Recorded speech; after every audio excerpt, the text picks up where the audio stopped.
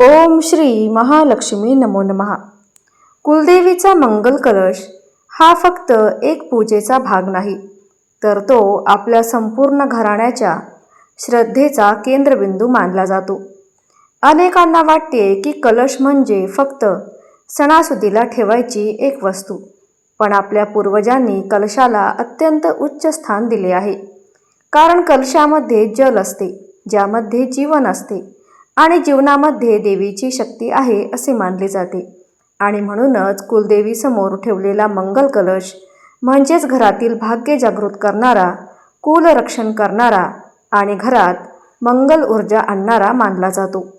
ज्या घरात कुलदेवीची पूजा केली जाते आणि मंगल कलश श्रद्धेने ठेवला जातो, त्या घरात संकटे कमी होतात, मनोबल वाढते आणि घरातील सदस्यांमध्ये एकता राहते असे अनेक ज्येष्ठ लोक सांगत असतात.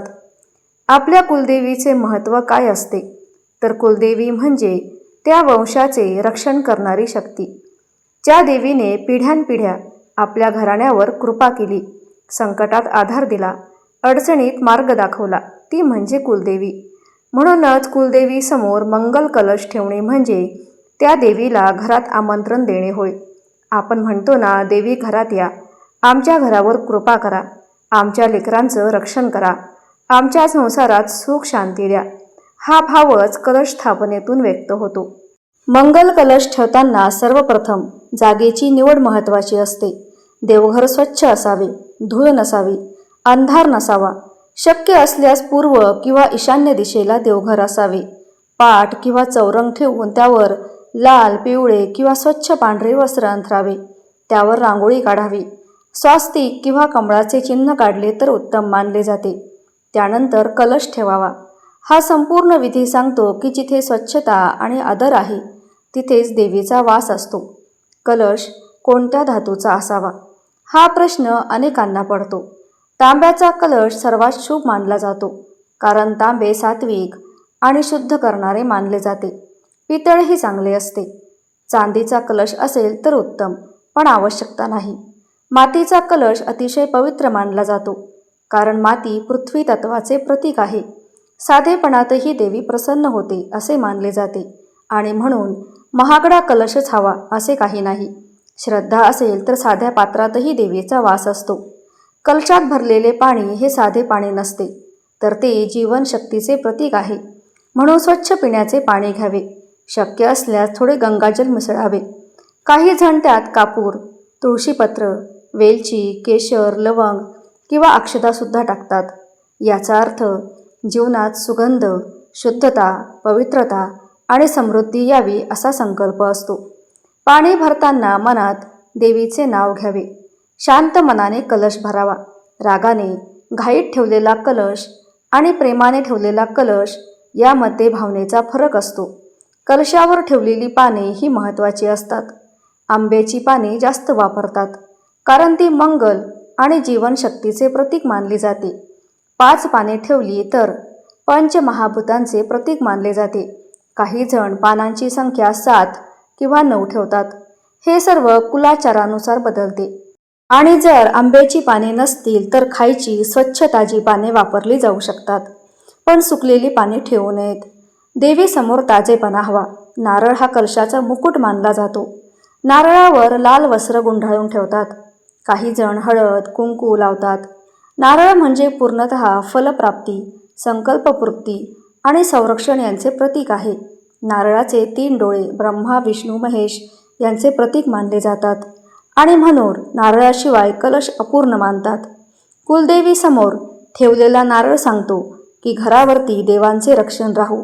कुलदेवीचा मंगल कलश कोणत्या दिवशी ठेवावा, तर शुक्रवार हा उत्तम दिवस मानला जातो. नवरात्रातील कोणताही दिवस शुभ आहे. गुढीपाडवा, अक्षय तृतीया, दसरा, दिवाळी, पौर्णिमा, चैत्र नवरात्र, अश्विन, विवाहपूर्वक कार्य, गृहप्रवेश, नामकरण, मुंज, नवीन व्यवसाय सुरू करताना असे अनेक प्रसंग आहेत. घरात नवीन सुरुवात असेल तर कलश स्थापना केली जाते, कारण जिथे सुरुवात तिथे मंगल हवे. कलश ठेवताना संकल्प करावा. आमच्या कुलदेवी, आमच्या घरावर कृपा ठेवा. घरातील संकट दूर करा. मुलांना बुद्धी द्या. व्यवसायात प्रगती द्या. आरोग्य द्या. वाईट नजर दूर करा, घरात प्रेम राहू द्या. हा साधा संकल्प पुरेसा आहे. मोठे मंत्र माहीत नसले तरी मनातील भावना पोहोचते असे मानले जाते.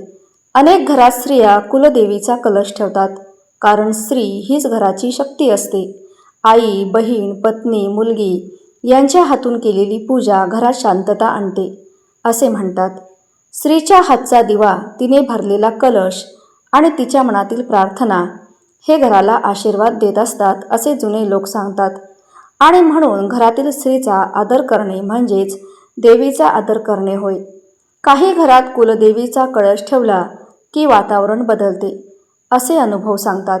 घरात हलके वाटते, राग कमी होतो, बोलण्यात गोडवा येतो, कामात लक्ष लागते, मन शांत होते. हे सर्व श्रद्धेमुळेही घडते.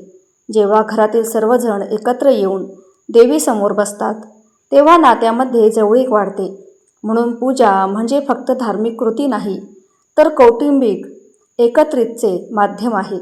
कलशातील पाणी किती दिवसांनी बदलावे हे महत्त्वाचे आहे. रोज बदलू शकत असाल तर उत्तम, नाही तर शुक्रवार किंवा आठवड्यातून एकदा बदलावे. आणि खराब झाले असेल तर त्वरित बदलावे. जुने पाणी झाडांना घालावे, तुळशीला द्यावे किंवा अंगणात शिंपडावे. पूजेचे पाणी कचऱ्यात टाकू नये, आदराने वापरावे. कलशाजवळ दिवा लावणे अत्यंत शुभ मानले जाते. सकाळी किंवा संध्याकाळी एक दिवा जरी लावला तरी वातावरण बदलते. दिव्याचा प्रकाश म्हणजे अज्ञानाचा अंधार दूर करणारी शक्ती.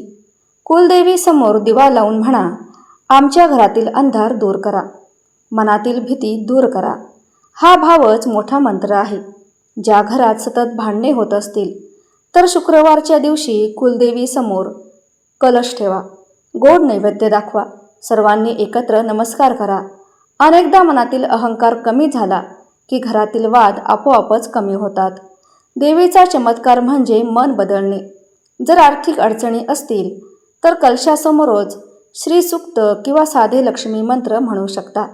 शक्य नसेल तर फक्त म्हणा, आमच्या घरात अन्न कमी पडू देऊ नका.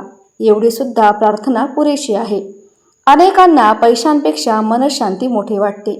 देवी प्रथम मन स्थिर करते, मग मार्ग दाखवते.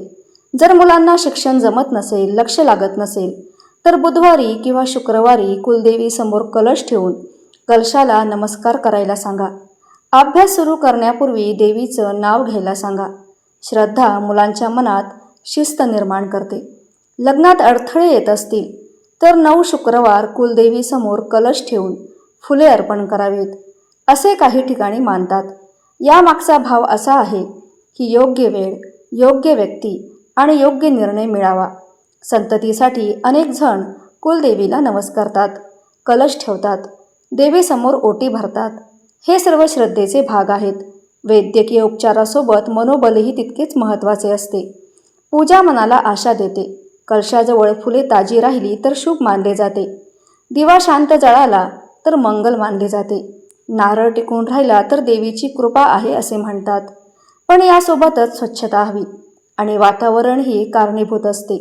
श्रद्धा आणि व्यवहार दोन्ही ठेवावेत. जर नारळाला कोंब फुटला तर अनेक जण शुभ संकेत मानतात. नवीन सुरुवात, वाढ आणि समृद्धीचा संकेत म्हणतात. अशावेळी देवीचे आभार मानावेत. काही घरात दरवर्षी कुलदेवीच्या यात्रेहून आल्यावर नवीन कलश ठेवतात. याचा अर्थ देवीचे स्वागत. काही घरात कुलधर्माप्रमाणे विशिष्ट महिना ठरलेला असतो. आपल्या घरच्या वडीलधाऱ्यांना विचारून कुलाचार जाणून घ्यावा. कुलदेवीचा मंगल कलश आपल्याला एक मोठा संदेश देतो. आपल्या मुलांना विसरू नका, पूर्वजांना विसरू नका. त्याचबरोबर घरात आलेल्यांचा आदर करा, अन्नाचा आदर करा, आई वडिलांना मान द्या, स्त्रीचा सन्मान करा, स्वच्छता ठेवा, संयम ठेवा. हेच देवीपूजन आहे. आजकाल लोक मोठे उपाय शोधतात, पण खरा उपाय साधा आहे. घरात प्रेम ठेवा, दिवा लावा, कुलदेवीचे नाव घ्या, गरजूंना मदत करा, बोलण्यात गोडवा ठेवा. अशा घरात कलशाशिवायही देवीचा वास राहतो. तुम्ही जर आज कुलदेवीचा मंगल कलश ठेवणार असाल तर शांतपणे तयारी करा. स्नान करा, स्वच्छ कपडे घाला, देवघर स्वच्छ करा, पाटावर वस्त्र अंथरा, कलश ठेवा, पाणी भरा, पाने ठेवा, नारळ ठेवा, दिवा लावा, फुले वाहा व हात जोडून म्हणा, आमच्या घराचे रक्षण करा. एवढेच पुरे. पूजा झाल्यावर प्रसाद वाटा. घरातील सर्वांनी मिळून घ्या. एकत्र प्रसाद खाल्ल्याने गोडवा वाढतो. शेवटी लक्षात ठेवा, कुलदेवीचा मंगल कलश ही वस्तू नाही, तर भावना आहे, जो आपल्याला जोडतो, घराला स्थैर्य देतो, मनाला आधार देतो, संकटात धैर्य देतो, आनंदात नम्रता शिकवतो. आजच कुलदेवीसमोर नमस्कार करा आणि म्हणा, आमच्या घरात मंगल राहू द्या, आमच्या संसारात प्रेम राहू द्या, आमच्या लेकरांना सुख द्या, आमच्या पिढ्यांचे रक्षण करा. जिथे कुलदेवीचा सन्मान, तिथे मंगल कार्याचे आशीर्वाद नक्की राहतात. शेवटी लक्षात ठेवा, दिवस शुभ असतो, पण भाव अधिक शुभ असतो. मनापासून ठेवलेला मंगल कलश कोणत्याही दिवशी फलदायी ठरतो.